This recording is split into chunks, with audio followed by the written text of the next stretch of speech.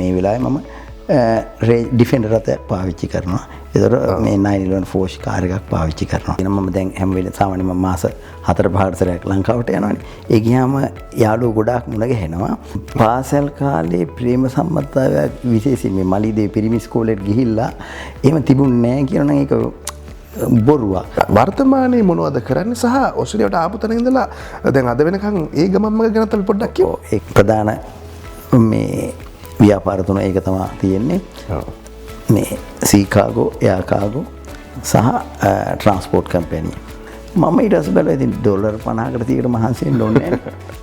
රැකියාවෙන් ආවිලා ගෙදර හිටියා අවුරුද්දක්. මට හිතුන්නේ යටත් වෙලා එන්න.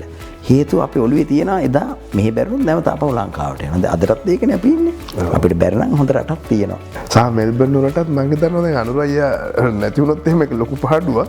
ඒ හින්දා අනිවාර්යෙන් මෙල්බර්න් වලම දිගටම ඉන්නත් වෙනවා. ඒක මම ගියා මෙල්බර්න් ඉඳන් කේප් යෝක්. ඒ කියන්නේ යට කෙළවර ඉඳන් උඩ කෙළවර. ඒක කිලෝමීටර මට ගිහින් එන්න කිලෝමීටර 10,000ක් ගියා. දවස් 20ක් ඒක. කැම්පින් කිව්වට කැම්පින් නෙමෙයි මේක මම හිතන්නේ ෆුල් ඇඩ්වෙන්චරස් ජර්නි එකක්. ඔස්ට්‍රේලියාව වටේ යනවා කියන්නේ ලේසි නෑ.